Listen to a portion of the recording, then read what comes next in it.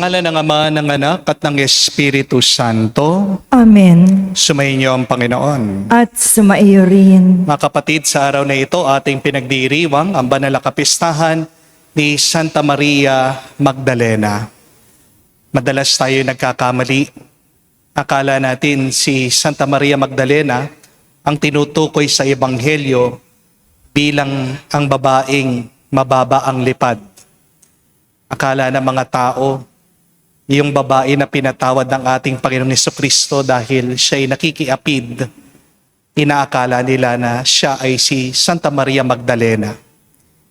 Pero hindi po siya yon. Si Santa Maria Magdalena, ang nakasulat sa Mabuting Balita, ay ang babae na kung saan tinulungan ni Jesus para mapaalis ang 7 demonyo na sumanib sa kanya. At napakagandang mabuting balita nito para sa ating lahat. Na kung hindi man natin kayang labanan ang mga masamang nangyayari sa ating buhay, nandiyan ang ating Panginoon, siyang nagpapaalis sa masama, siyang nagliligtas sa atin, siya nagpapalakas sa atin. Ano ang demonyo na naninira sa iyo ngayon? Maaaring ang demonyo ng bisyo, ang demonyo ng takot, ng pag-aalala, maaaring ang demonyo ng sakit. Ano man ang masamang espiritu na nagnanais na manira sa iyo, walang lakas yan kung ikaw ay lalapit at mananatili sa Diyos, kay Jesus, kamukha ng ginawa ni Santa Maria Magdalena. Sa napakaraming beses na kung saan napakatigas ng ating ulo, na kung saan minsan ginawa pa nating kaibigan ang ating mga demonyo. Sa mga pagkakataon na kung saan hindi pa rin natin iniwan ang ating mga kasalanan, tayo magpakumbaba, hilingin natin muli ang awa at pagpapatawad ng Diyos para tayo makita minsan pa maging karapat dapat makatanggap sa mga banal na misteryo. Inaamin ko Sa makapangyarihang Diyos at sa inyo mga kapatid, na lubha akong nagkasala sa isip, sa salita at sa gawa at sa aking pagkukulang. Kaya isinasamo ko sa mahal na Birheng Maria, sa lahat ng mga anghel at mga banal, at sa inyo mga kapatid, na ako'y panalangin sa Panginoong ating Diyos. kaawaan tayo ng makapangyarihang Diyos, patawarin tayo sa ating mga kasalanan, at patnubayan tayo sa buhay na walang hanggan. Amen. Panginoon, kaawaan mo kami. Panginoon, kaawaan mo kami. Kristo, kaawaan mo kami. Kristo, kaawaan mo kami. Panginoon, kaawaan mo kami. Panginoon, kaawaan mo kami. Manalangin tayo.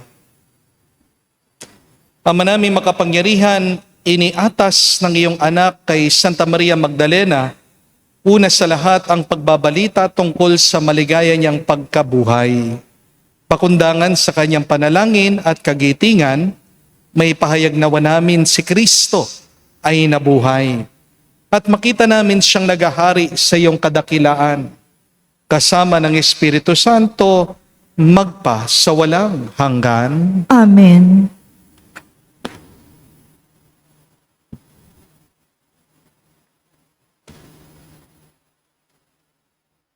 Pagbasa mula sa awit ni Solomon.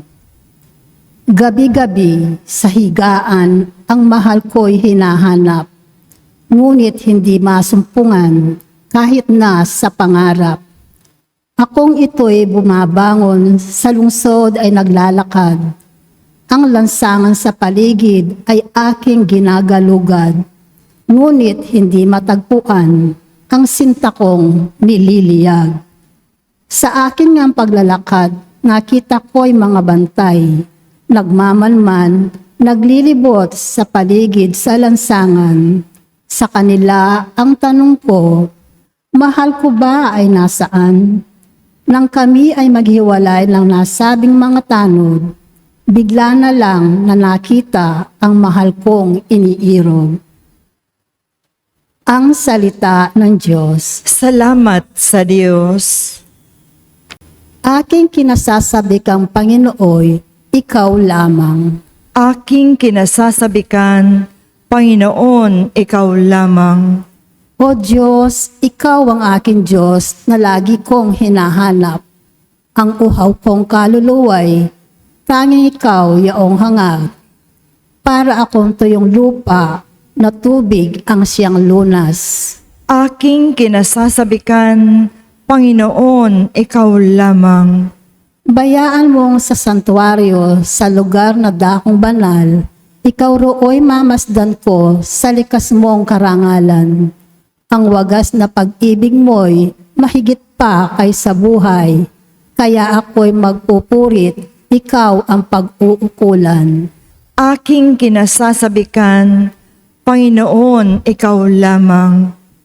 Habang ako'y nabubuhay, ako'y magpapasalamat at ako ay dadalangin. Kamay ko'y nakataas. Itong aking kaluluway, kakaing may kasiyahan. Magagalak na umawit ng papuring iaalay.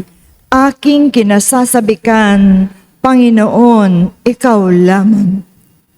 Pagkat ikaw sa tuwina ang katulong na malapit, sa lilim ng iyong pakpak, galak akong umaawit. Itong aking kaluluway sa iyo lang nangahawak, pagkat ako kung hawak mo, kaligtasay natitiyak. Aking kinasasabikan, Panginoon, ikaw lamang.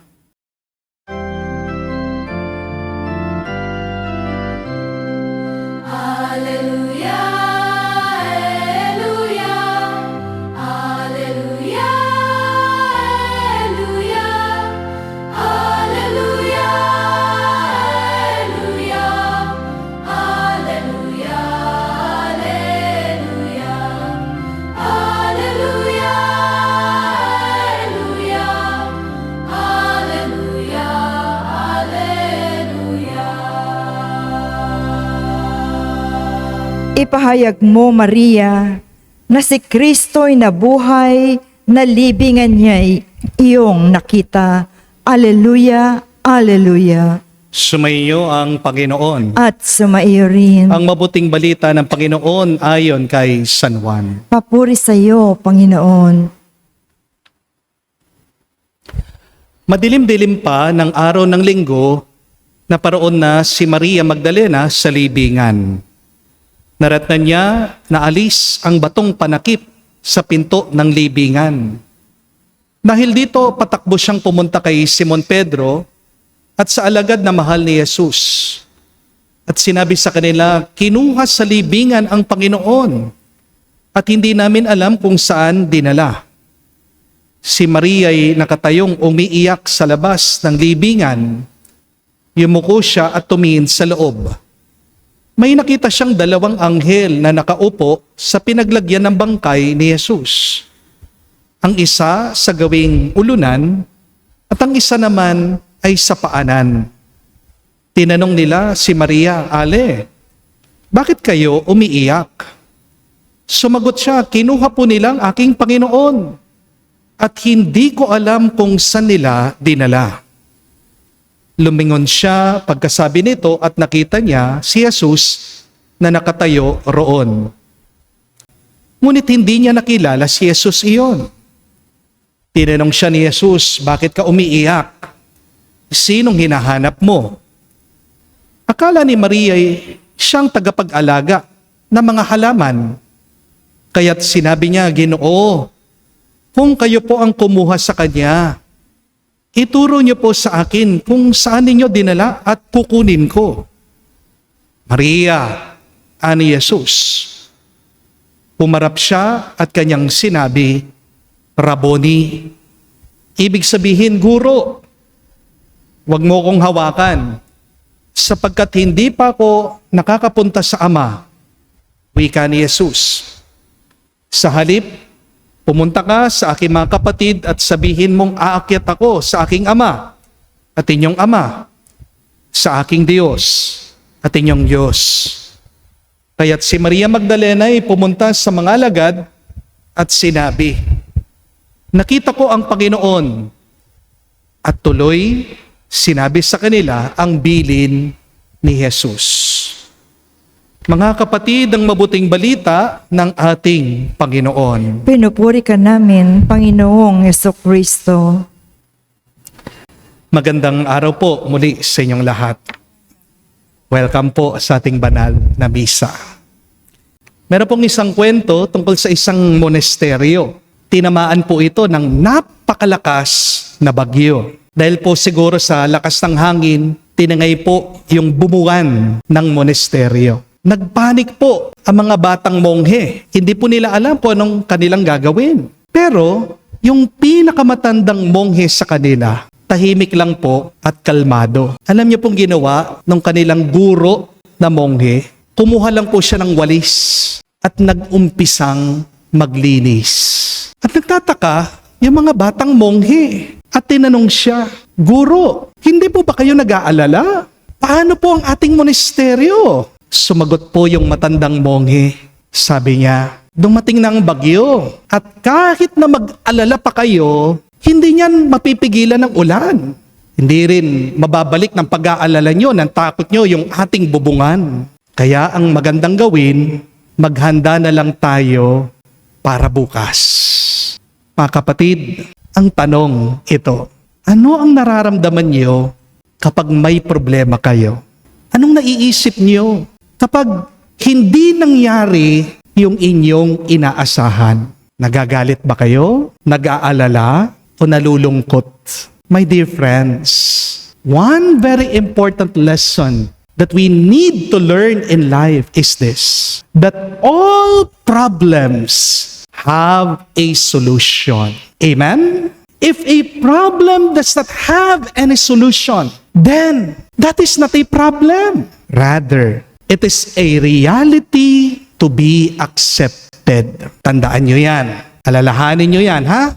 Sa susunod na malulungkot kayo, sa susunod na malilito kayo, huwag niyong kakalimutan. Ang lahat ng problema ay may sagot.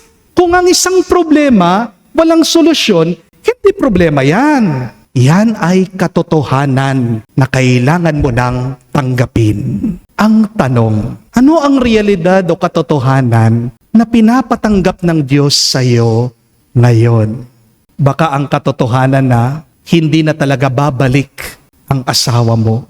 Baka ang katotohanan na hindi mo na maaayos ang nakaraan. Baka ang katotohanan na hindi mo mababago ang pagkakamaling nagawa mo. Baka ang katotohanan na hindi ka mamahalin lahat ng tao kahit na pagkabuti-buti mo sa kanila.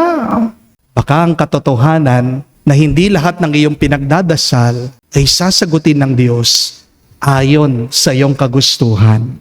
At alam niyo po kung bakit ba lumalaki yung ating mga problema. Ito ay dahil gusto nating kalabanin ang realidad kesa sa tanggapin natin ito. Hindi po ba? Halimbawa na lang po, meron po mga iba dyan, hindi matanggap na tumatanda na sila. Hindi po ba? Ayaw tanggapin. Kumukulubot na ang kanilang balat. Anong ginagawa? Gustong magmukhang bata. Nagpapa-inject. Nagpapabotox. Ano nangyari? Dahil banat na yung kanilang muka, nakakatakot pong itsura nila. Di po ba? Parang palaging shock ang itsura nila. Yung iba, parang mukhang napakataray nila. Hindi po ba? Meron hindi nila matanggap. Nalalagas ng buhok nila. Pating mga kilay nila. Dahil kilay is life. Anong ginagawa? Nagpapatato ng kilay. Amen? Anong problema? Tignan mo yung kilay nila, hindi pantay. Di po ba? Meron hindi matanggap na tumaba na sila. Anong sinasabi? Hindi! Size 26 pa rin ako. Anong ginagawa? Pinipilit ang kanilang pantalon, hindi na makahinga. Hindi po ba? Meron hindi matanggap. Diabetic na sila. Hindi na dapat umiinom ng Coke, kumakain ng chocolate, kumakain ng maraming kanin. Kaya ano po yung nagiging ugali? Nagbibwisit, nagbubugnot, inaaway lahat ng mga kasama nila sa bahay. Di po ba? Meron po akong kakilala, in denial dahil wala ng kanyang asawa. Kaya gabi-gabi, katabi po niya, matulog yung damit ng kanyang asawa. Alam yung ginawa niya, ilang buwan na hindi nilabhan yung pobre kama. Kasi gusto daw maamoy yung kanyang mister. Opo, masakit at mahirap kapag merong bago. Pero di ba, lalo ka lang nasasaktan at naghihirapan kapag hindi mo matanggap ang mga pagbabago sa iyong buhay. Di po ba? Remember this, my dear friends. Pain is inevitable, but suffering is often the result of resisting reality. Ang sakit, sa lahat darating yan. Hindi naman natin mapipigilan na tayo'y maghirap o magkaroon ng problema sa ating buhay. Pero ang pagdurusa, option lang yan. Ang pagdurusa, nararanasan mo yan kapag tinatanggi natin, kapag hindi natin matanggap, hindi natin mayakap ang mga pagbabago sa ating buhay. At ito po ang napakagandang aral na tinuturo sa atin ni Santa Maria Magdalena. Kahit na iniyakan niya ang pagkamatay ng ating Panginoong Jesucristo, bandang huli, tinanggap pa rin niya ang nangyari at niyakap niya ang muling pagkabuhay ni Jesus. Isipin niyo po ang sitwasyon ni Maria Magdalena pagkatapos po ng 3 araw nung nilibing ang ating Panginoon. Siyang unang-una, napakaaga niyang pumunta sa libingan. Bakit? Dahil mahal na mahal niya si Jesus. Pero pagdating daw niya doon sa libingan, wala ang katawan ng ating Panginoon. Kaya umiyak siya, naghanap siya, nalito siya. Paulit-ulit niyang sinasabi, kinuha nila ang aking Panginoon. Hindi ko alam kung saan nila siya dinala. Kapatid, hindi po umiyak si Maria Magdalena dahil mahina siya at masama siyang tao. Umiyak siya dahil ayaw niyang tanggapin na tapos na yung lumang kabanata ng kanyang buhay. Gusto pa rin niya na hanapin ang bangkay. Pero ang hinahanap niya ay ang patay na si Jesus. Samantalang nandun na sa harapan niya ang buhay na Panginoon. Hindi po ba ganyan din tayo minsan? Hinahanap pa rin natin ang mga bagay na matagal na wala na talaga. Hinahanap mo yung lumang relasyon, hinahanap mo yung lumang trabaho, hinahanap mo yung dati mong lakas o kalusugan. Samantalang meron ng bagong ginawa ang Diyos sa ating harapan. Kapatid, hindi mo makikita ang bago kung nakatingin ka pa rin sa luma. Amen? Hindi natin mararanasan ang buhay kung nakahawak ka pa rin sa bangkay. We sometimes miss the miracles of life because we cannot let go of our mourning. Pero kung nahihirapan ka man na mabuksan ang iyong mata, makita mong kabutihan ng Diyos, isa lang dapat ang iyong ipagdasal. Naway, hilingin mo sa Diyos, buksan niya ang iyong tenga, ang iyong puso. Dahil kapag narinig mo at naramdaman mo ang Diyos, magbabago ang lahat sa buhay mo. Balikan niyo man po ang ating ebanghelyong mabuting balita. Kailan po sumaya, kailan po nagkaroon ng sigla si Maria Magdalena, hindi nung tumigil siyang umiyak. Pero noong narinig niya ang pangalan niya, nung tinawag siya ni Jesus, sinabi, Maria. Tinawag siya ni Jesus sa kanyang pangalan. At agad-agad, nakilala niya ang ating Panginoon. Di po ba napakaganda nito? Hindi nagsimula ang pagbabago ni Maria Magdalena noong nakita niya si Jesus. Nagsimula ang bagong buhay ni Maria Magdalena noong narinig niya ang tinig ni Jesus. Mga kapatid, minsan hindi naman natin kailangan ang lahat ng sagot sa ating mga problema. Ang talagang kailangan lang natin para lumakas ay ang tinig ng Diyos na nakakakilala sa atin. Kaya mag-ingat po kayo kapag puro iyak na lang at lungkot ang iyong pinakikinggan, hindi mo maririnig ang Diyos. Kapag puro reklamo na lang, napupuno ang iyong puso, mahihirapan ka na marinig mo ang tawag ng Panginoon. Minsan, kailangan lang nating tumahimik para marinig mo ang Diyos na tumatawag sa iyong pangalan. Remember that God speaks to us in silence. Amen? Dahil sa pagtawag niya sa atin, diyan po nag-uumpisa ang panibagong lakas, ang panibagong pagsugo sa ating misyon. Balikan niyo man po ang Ebanghelyo. Pagkatapos daw po tawagin ni Jesus si Maria, ano ang sinabi niya? Huwag mo akong hawakan. Parang sinasabi ni Jesus, Maria, huwag ka nang kumakapit sa nakalipas. Huwag ka nang humawak sa dati kong anyo.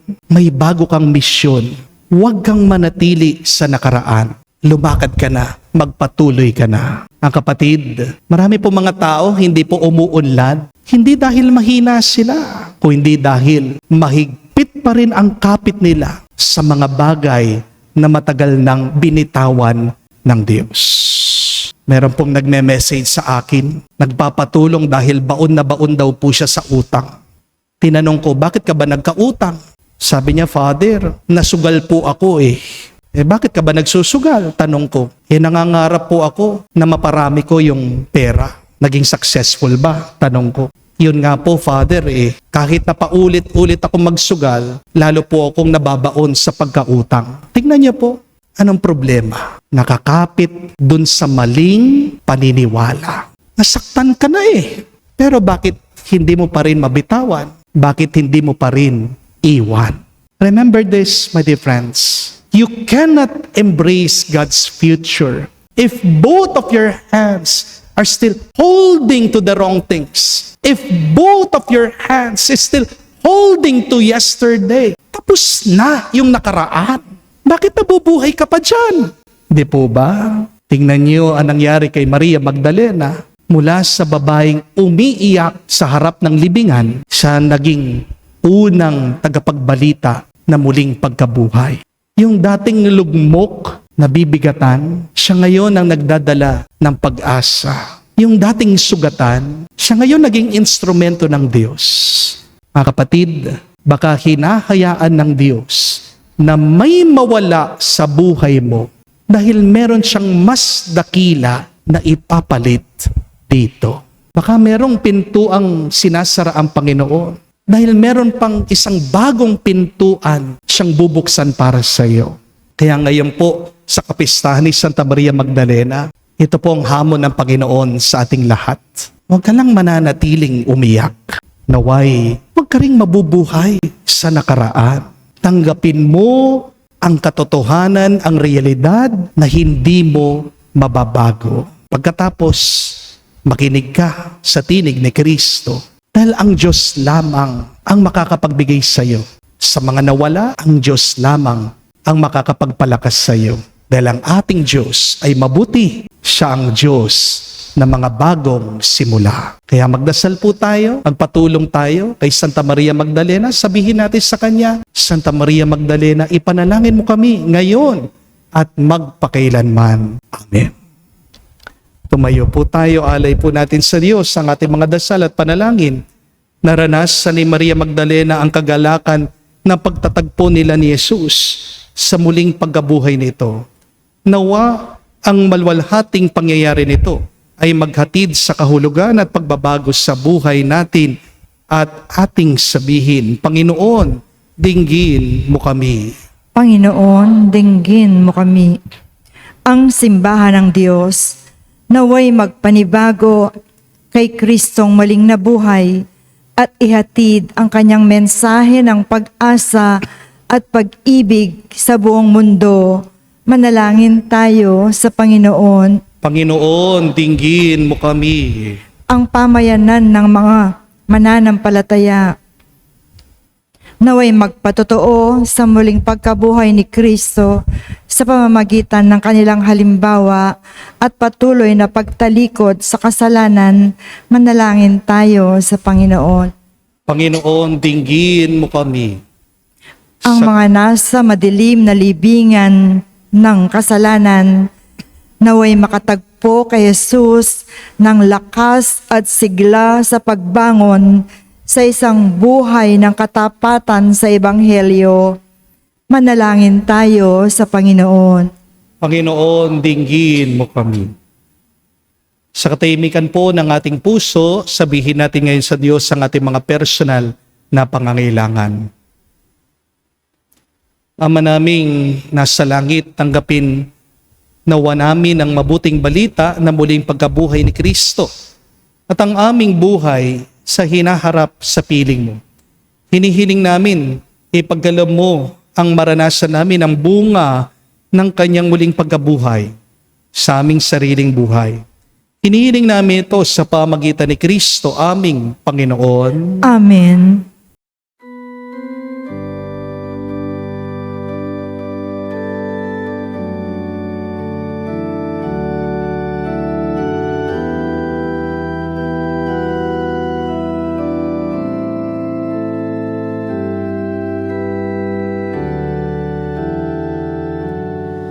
Handog namin sa iyo, Ama, ang tinapay at alak na ito. Handog ng bayang umaasa, sumasamba nagmamahal sa'yo. Naway dalhin ng iyong anghel ang aming panalangin sa iyong dambana, katulad ng halimuyak ng insenso umakyat sa kalangitan. Handog namin sa iyo, Ama, ang tinapay at alak na ito. Handog ng bayang umaasa, sumasamba nagmamahal sa'yo. Manalangin kayo ngayon mga kapatid, parang ating mga paghahain ay kalugdan ng Diyos, amang makapangyarihan. Tanggapin nawa ng Panginoon itong paghain sa iyong mga kamay, sa kapurihan niya at karangalan, sa ating kapakinabangan at sa buong sambayanan niyang banal. Ama naming lumikha, tanggapin mo ang mga alay na nakahanda. Ngayon, si Santa Maria Magdalena ay aming ginugunita. Yamang ang kanyang inihaing pagmamahal ay malugod na tinanggap ng iyong anak, kasama ng Espiritu Santo magpa sa walang hanggan. Amen. Sumainyo ang Panginoon. At sumaiyo rin. Itaas sa Diyos sa inyong mga puso at diwa. Itinaas na namin sa Panginoon. Pasalamatan natin ang Panginoong ating Diyos. Marapat na siya ay pasalamatan. Ama naming makapangyarihan, tunay nga marapat ikaw ang aming pasalamatan. Ang pagpaparangal sa iyong kabutihan, lagi mong pinapaalingaw-ngaw sa iyong sambayanan sa pagkakaroon ng mga kaanib na maasahan at tapat tulad mo sa pananagutan upang magbunga ang punyagi ng iyong anak na sa iyong pag-ibig kami makatulad. Ang mga banal na tao tumutulong sa lahat sa pagbibigay halimbawa at pananalangin wagas. Kaya kaisa na mga anghel nagsisiawit ng papuri sa iyo na walang humpay sa kalangitan. Kami nagbubunyi sa iyo kadakilaan.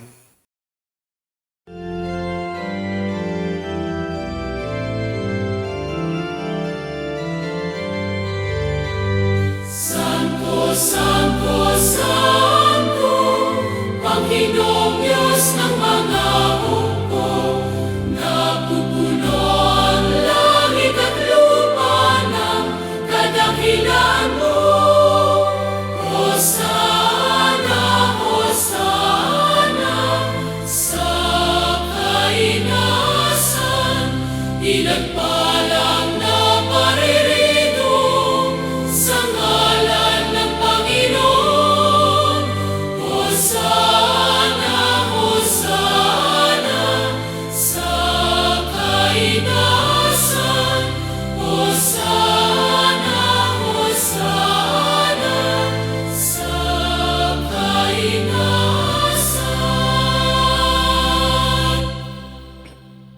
Ama naming banal, ikaw ang bukal ng tanang kabanalan. Kaya't sa pamagitan ng iyong Espiritu, gawin mong banal ang mga kaloob na ito upang para sa amin maging katawan at dugo ng aming Panginoong Hesu Kristo. Bago niya pinagtiis ang kusang loob na maging handog, hinawakan niyang tinapay, pinasalamatan kanya, pinaghati-hati niya iyon, inabot sa kanyang malagad at sinabi, tanggapin ninyong lahat ito at kanin. Ito ang aking katawan na ihahandog para sa inyo.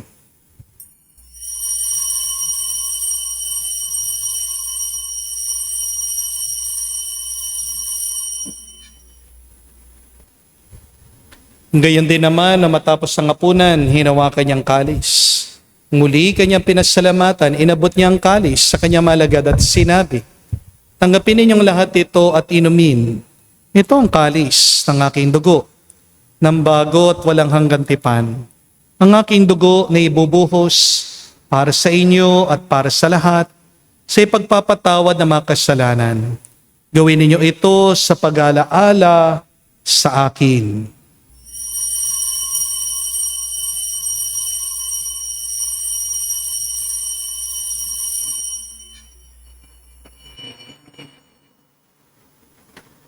Ang misteryo ng pananampalataya.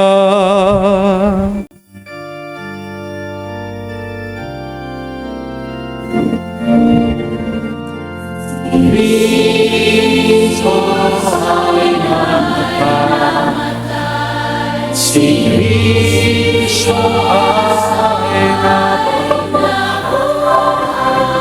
Si Cristo ay babalik.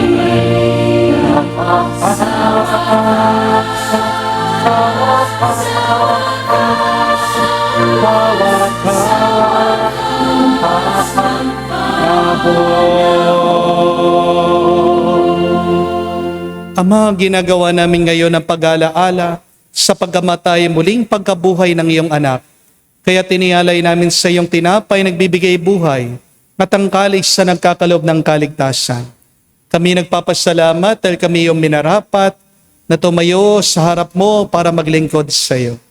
Sinasamo namin kami magsalo-salo sa katawan at dugo ni Kristo ay mabuklod sa pagkakaisa sa pamagitan ng Espiritu Santo. Ama, lingapin mong iyong simbahan, laganap sa buong daigdig. Puspusin mo kami sa pag-ibig. Kay San Leon ang aming Santo Papa, si Florentino, aming Arsobispo at ng Tanang Kaparian. Alalahanin mo rin ang aming mga kapatid na nahimlay. May pag-asang sila'y muling mabubuhay. Gayon din naman lahat ng mga pumanaw. Kawan mo't sila't patuloyin sa iyong kaliwanagan. Kawan mo't pagindapatin kaming lahat na makasalo sa iyong buhay na walang wakas. Kaisa na mahal na Birhen Maria, Ina ng Diyos. Kaisa ni San Jose ang kanyang malwalhating esposo. Kaisa ng mga apostol at lahat ng mga banal, si Santa Maria Magdalena na namuhay dito sa daigdig na kalugod-lugod sa iyo. May pagdiwang nawa namin ang pagpupuri sa ikararangal mo sa pamagitan ng iyong anak, aming Panginoong Hesu Kristo. Sa pamamagitan ni Kristo, kasama niya at sa Kanya, lahat ng parangal at papuri ay sa iyo, Diyos Ama, makapangyarihan, kasama ng Espiritu Santo, magpasawalang hanggan. Amen. Amen. Amen. Amen.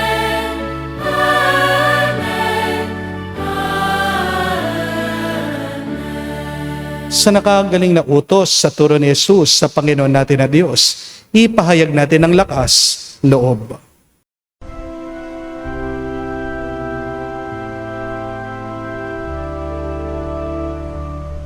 Ama namin, sumasalangit ka, sambahin ang ngalan mo, mapas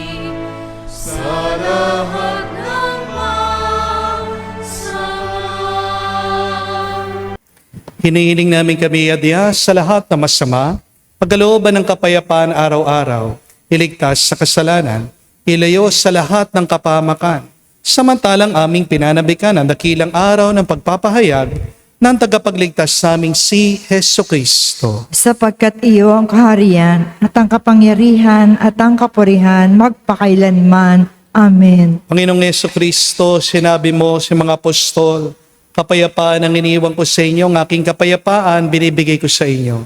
Tunghayan mo ang aming pananampalataya at huwag ang aming pagkakasala.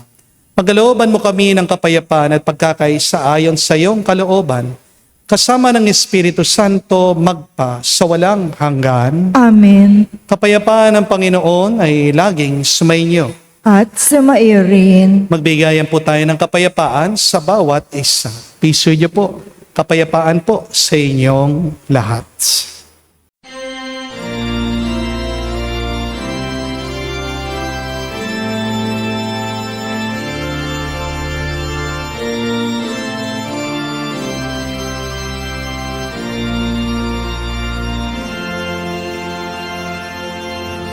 Kordero ng Diyos na nagalis ng mga kasalanan ng sanlibutan, maawa ka sa amin, maawa ka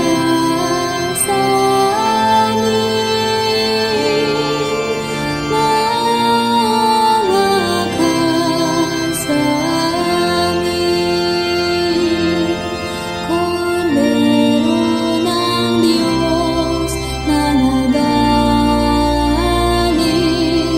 ng mga kasalanan ng sanlibutan, maawa ka sa amin. Kordero ng Diyos na nagalis ng mga kasalanan ng sanlibutan, ipagkaloob mo sa amin ang kapayapaan.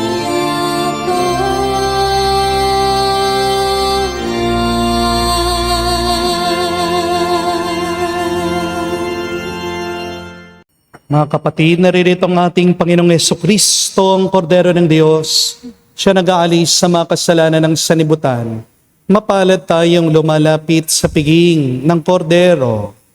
Panginoon, hindi ako karapat-dapat na magpatuloy sa iyo, ngunit sa isang salita mo lamang ay gagaling na ako.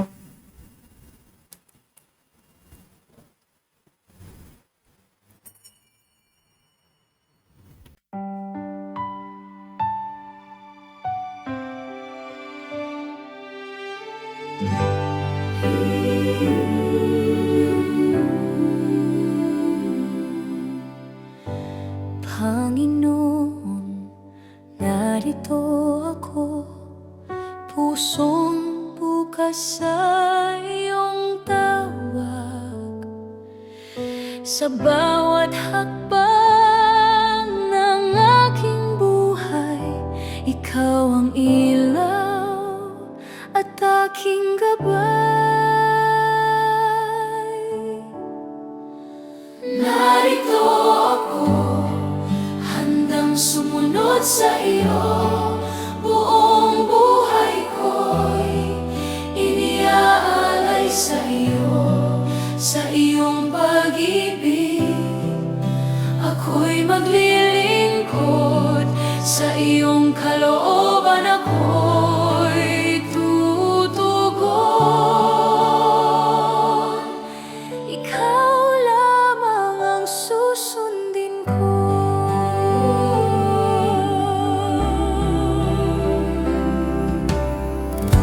Kapag mahina ang aking loob, ikaw ang lakas na aking sandigan.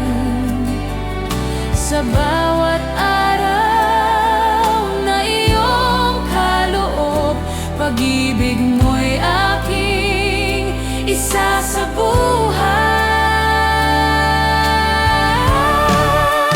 Narito ako, handang sumunod sa iyo. Buong buhay ko'y iniaalay sa iyo. Sa iyong pag-ibig, ako'y maglilingkod. Sa iyong kalooban ako'y tutugon. Ikaw lamang ang susundin ko. Manalangin tayo. Ama namin mapagmahal, sa tinanggap naming banal na pakikinabang, mag-umapaw nawa sa amin ang nananatiling pag-ibig na siyang nagdulot ng kaugnayang mahigpit ni Santa Maria Magdalena sa guro niyang si Kristo. Na kasama mo at ng Espiritu Santo magpa sa walang hanggan. Amen. Muli po, maraming salamat sa ating mga followers nang galing sa mga malalayong lugar na kasama natin sa ating banal na misa ngayong araw. Palakpakan po natin ang bawat isa dito. Thank you very much po sa inyong pagdating. Tandaan niyo pong napakahalagang aral. Walang problema ang walang solusyon. All problems have an answer, have a solution. Kapag ang isang problema ay walang solusyon, hindi yan problema.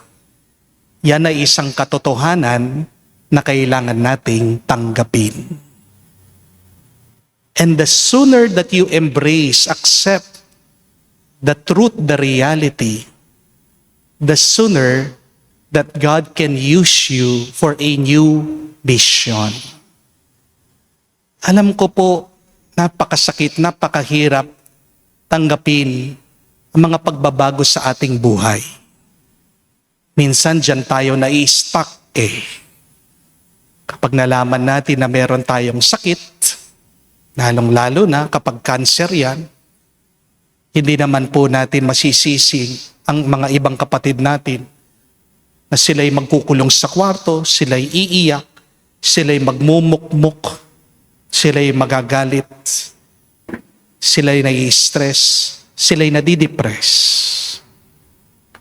Minsan, hindi mo naman masisisi din na madepress, malungkot ang ibang magulang kapag nalulungkot sila, nagbago yung kanilang mga anak, habang lumalaki, lumalaban, nagre-rebelde. Di po ba?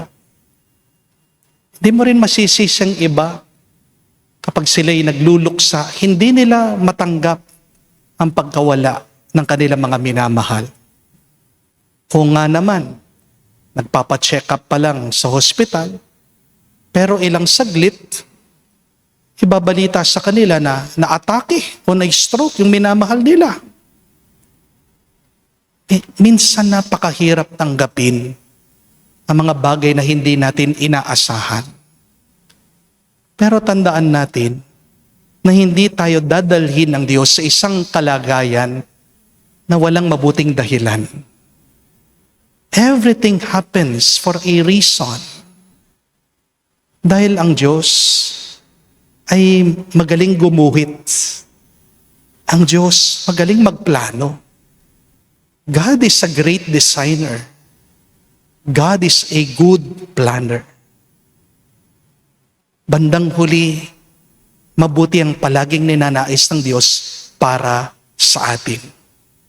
Kung hindi natin tatanggapin agad ang mga pagbabago sa ating buhay, diyan lalong bibigat, diyan lalong nagiging mahirap ang ating kalagayan. Di po ba? So paano natin matatanggap yung mga bagay na hindi natin inaasahan sa ating buhay? Kailangan buksan natin ang ating mga tenga, ang ating mga puso sa Diyos. Hindi mo man makita mga pagpapala ngayon sa iyong buhay, pero huwag mong isasara ang iyong puso sa Diyos. Dahil ano ang nakapagbago kay Santa Maria Magdalena? Bakit Sumaya siya, sumigla siya, nagkaroon siya ng kapayapaan. Nung tinawag daw ni Jesus ang pangalan niya, mga kapatid, yan ang mabuting balita. Bawat isa sa atin araw-araw, tinatawag tayo ng Panginoon. Pakikinggan mo ba siya? Susundan mo ba siya? Yan ang pinakamahalagang desisyon na pwede nating piliin sa ating buhay.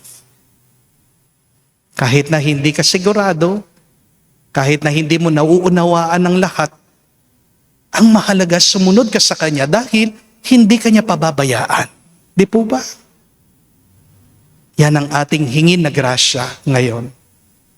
Lord, give me the strength to listen to you, to follow you, so that you may strengthen me and convert my life just like Saint Mary Magdalene. Sumayo ang Panginoon At sumayo rin.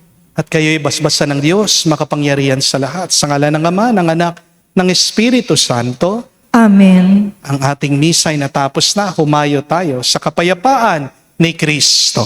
Salamat sa Diyos.